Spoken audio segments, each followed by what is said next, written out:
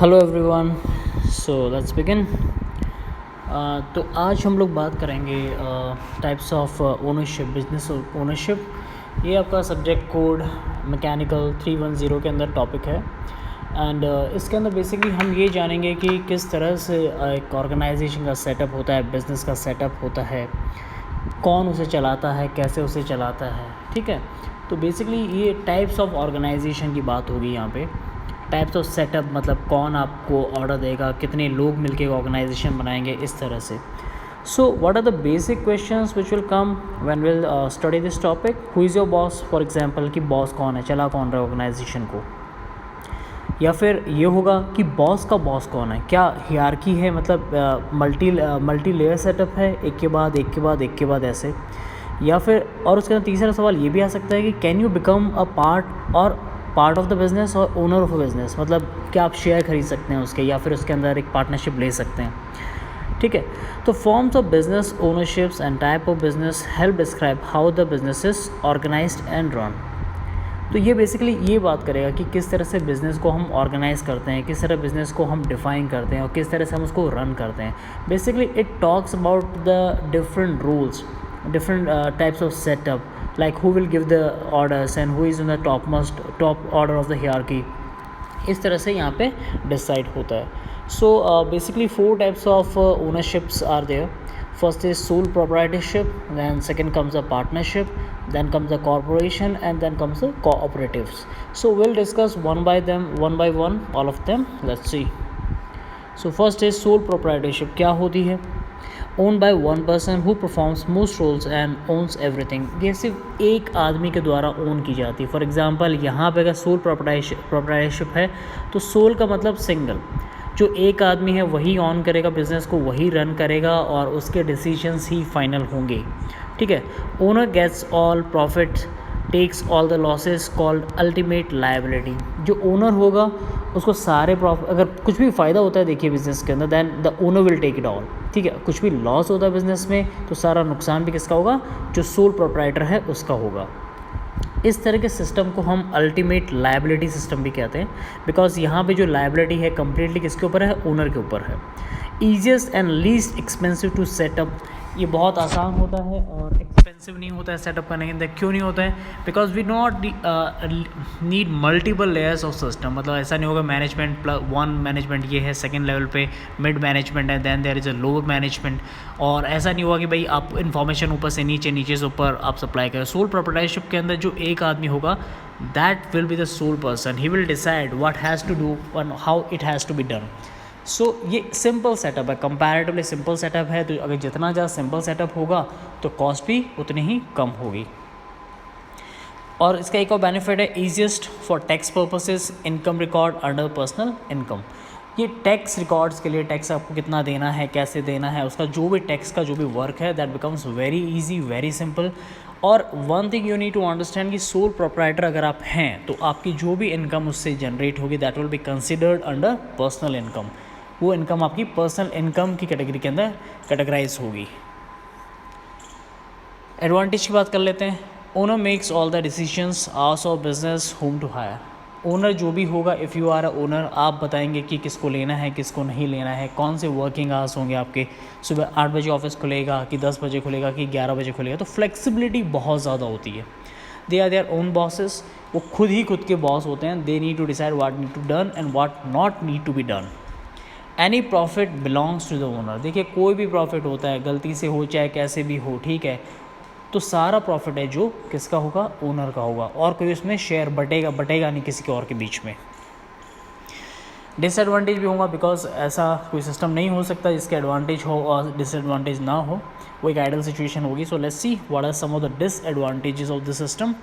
The owner may lack the ability to buy the right supplies, do accounting etcetera. देखिए यहाँ पे क्या है कि कैरेक्टरिस्टिक्स की बात हो रही है। हो सकता है ओनर के अंदर कुछ क्वालिटीज़ हों, जैसे लीडरशिप हो, ठीक है, स्किल्स हों, लेकिन उसके पास अकाउंटिंग स्किल्स ना हो, ठीक है, डॉक्यूमेंटिंग स्किल्स ना हो, कहाँ से कैसा मटेरियल लेना, मटेरियल की क्वालिटी की पहचान की स्किल ना हो, वहाँ पे उसको लॉस हो सकता है। दूसरा लॉस क्या हो सकता है? In the business losses, if the business loses money, so does the owner. Business में कोई भी नुकसान होगा तो उसी का होगा। तीसरा क्या नुकसान है इसका, creditors can claim the personal belongings of the owner.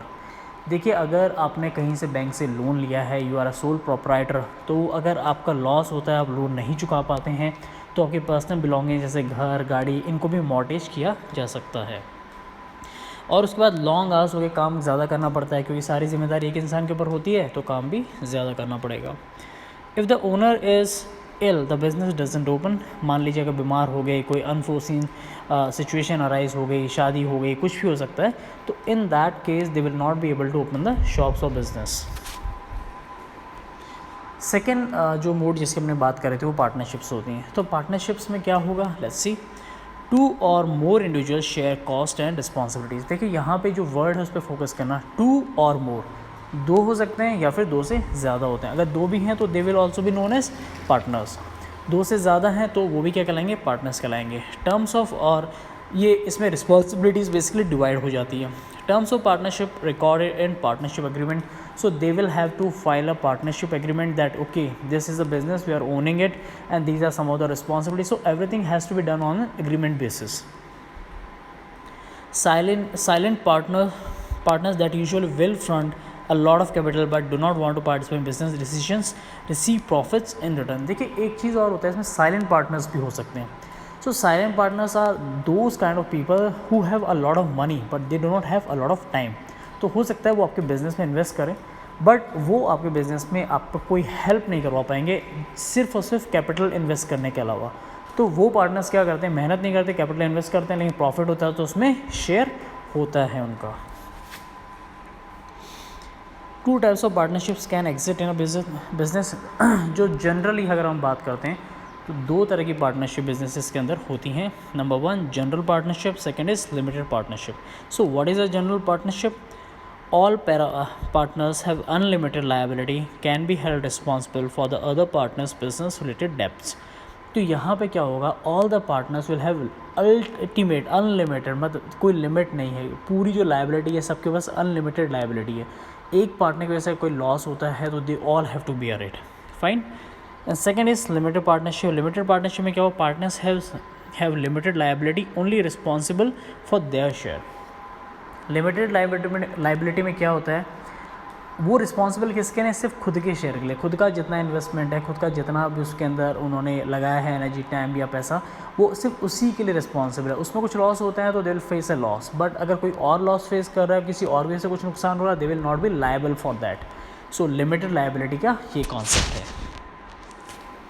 Advantage क्या है देख लेते हैं। देखिए 2 या 2 से ज़्यादा लोग अगर मिलकर कोई काम करते हैं तो डिसीजन मेकिंग आसान हो जाती है, बिकॉज आप मल्टी डायमेंशन में सोच सकते हैं। You can focus in different areas in which a single person might not be able to focus. One person may be better at one task than the other person. ऐसा हो सकता है एक आपका पार्टनर किसी एक काम में बढ़िया है, आप किसी दूसरे काम में बढ़िया है, तो आपके स्किल्स डाइवर्सिफाई होंगी, that will lead to efficiency. Sometimes easier to borrow money if 2 peoples are involve. कई बार ऐसा होता है बैंक के अंदर आप लोन लेने जाते हैं तो वहाँ पे अगर आपके पास जैसे आपसे वो रखवाता है कुछ, ठीक है, कोलेट्रल रखवाता है, तो कोलेट्रल हो सकता है आपके एक पार्टनर के पास ज़्यादा ज़मीन हो सकता है, फाइनेंस हो सकता है, या फिर आपके पास प्रॉपर्टी हो सकती है। उसकी वजह से it will be easy for you to take the loan from the bank, और क्रेडिट लेने में आसानी रहेगी थोड़ी सी कंपैरेटिवली।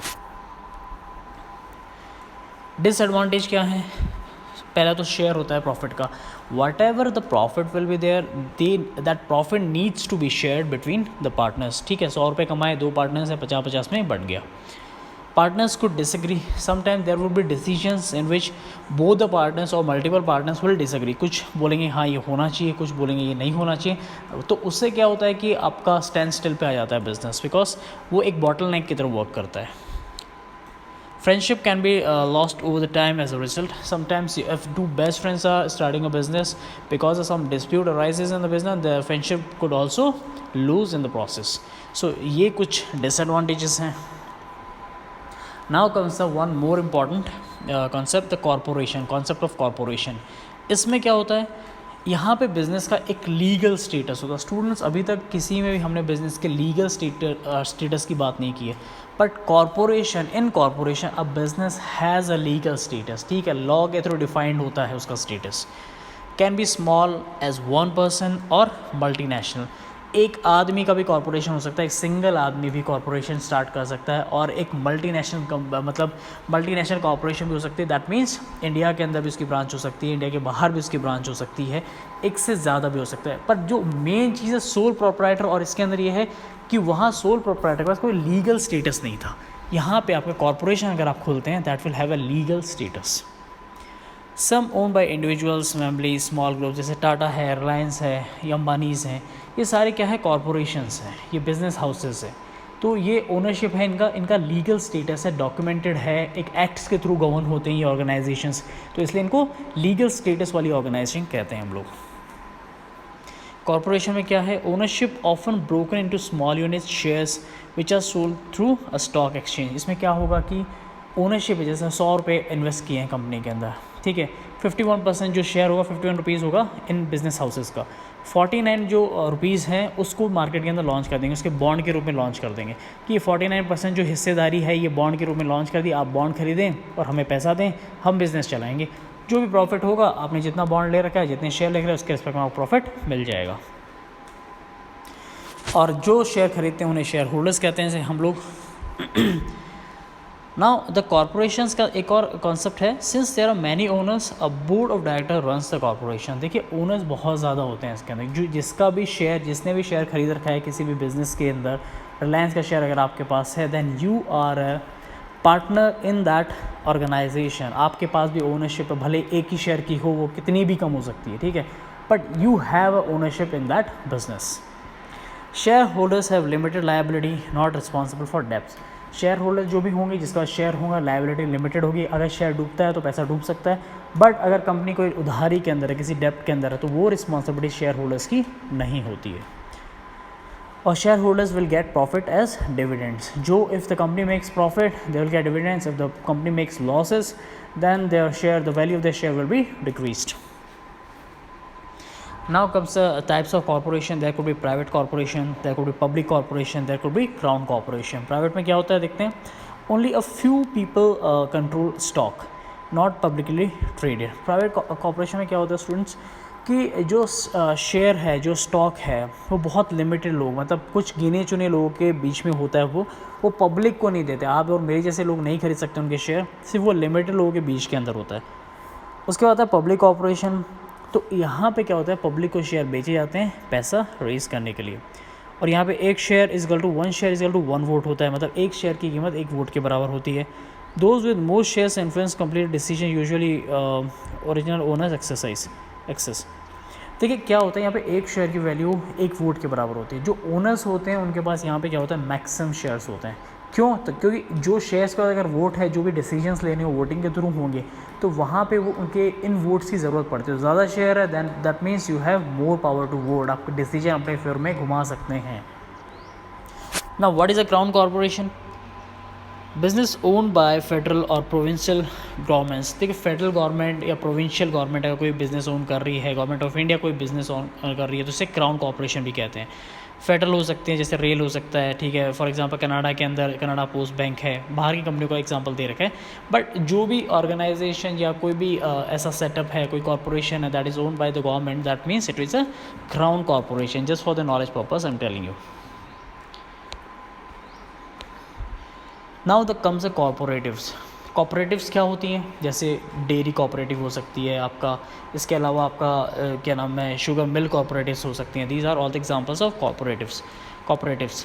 तो कॉपरेटिव जो है उसका क्या डेफिनेशन है, business own by workers those who use it. देखिए जो वर्क कर रहा है, जो पैदा कर रहा है, जो दूध भैंस का निकाल रहा है, गाय का निकाल रहा है, जो लोग आदमी काम कर रहा है, जो वर्कर है, that is the owner of the business. जो कर रहा है वही ओनर है, कोई और बाहर का ओनर नहीं है यहाँ पे, ठीक है। यहाँ पे बोर्ड ऑफ डायरेक्टर्स हो सकते हैं, ठीक है, जो उन्हीं लोगों के बीच में से होते हैं in general. Each member only gets 1 vote, हर आदमी का एक ही वोट होता है। देखिए कॉरपोरेशन के अंदर क्या था, जितने शेयर उतने वोट, यहाँ पे हर आदमी का एक ही वोट होता है। प्रॉफिट शेयर किया जाता है बेस ऑफ द यूज़, जितना आप यूज़ कर रहे हैं, जितना फैसिलिटी ले रहे हैं, जितना आप इन्वेस्ट कर रहे हैं, उतना ज़्यादा आपको प्रॉफिट के अंदर शेयर मिल जाता है। फ्रेंचाइज क्या होती है, देखिए students, this is also one of the important system of ownership. Franchise में क्या होगा, तो franchisor licenses the right to business to a franchisee or a for a fee. For example जैसे महिंद्रा है, महिंद्रा अपनी महिंद्रा एक फ्रेंचाइज आप ले लेते हैं जाके, तो क्या होगा, महिंद्रा की जितनी भी कार है, नई कार है, अगर आपने फ्रेंचाइज ले ली और एक शोरूम खोल लिया, तो बेसिकली हो क्या रहा है, आप महिंद्रा की गाड़ियाँ बेच रहे हैं, ठीक है, आप बना नहीं रहे हैं लेकिन बेच आप रहे हैं, शोरूम आपने खोल लिया, बेच आप रहे हैं, महिंद्रा का शोरूम नहीं है, महिंद्रा की फ्रेंचाइज आपने ले ली है, तो उसमें क्या एक फ़ीस देनी पड़ती है, नॉमिनल फीस, उसके बेसिस पे आप उन गाड़ियों को बेच पाते हैं कुछ प्रॉफिट के ऊपर, ठीक है। तो ये फ्रेंचाइज वाला सिस्टम होता है। फ्रेंचाइजी जो होती है runs business according to agreement, एक एग्रीमेंट होगा आपके बीच में और महिंद्रा के बीच में, उसके बेसिस पे आप उसको गाड़ियों को बेचेंगे। जो फ्रेंचाइज होता है also pays monthly fees, has to purchase product through franchisor, sometimes gets train by franchisor, has to maintain uniform quality. देखिए आप जब महिंद्रा से गाड़ी लेंगे बेचने के लिए, तो पहली बात आपको एक फ़ीस देनी पड़ेगी, ठीक है। दूसरी चीज़ जो आपको करनी पड़ेगी, आपको क्वालिटी स्टैंडर्ड्स मेंटेन करने पड़ेंगे। तीसरा, आप एक एग्रीमेंट साइन करेंगे। ऐसा नहीं होगा कि आपने 100 रुपये की कोई चीज़ ली है उसको 200 में बेचने लग गए, नहीं, उससे आपकी जो मार्केट वैल्यू है, कंपनी की रेपुटेशन है, वो गिरती है, तो वो ना हो इसलिए आपके एग्रीमेंट्स होंगे। तो students, I think up to everything is clear. आपको फिर भी कोई डाउट है क्लास में डिस्कस करें या फिर आप कमेंट सेक्शन के अंदर पूछें। Thank you very much.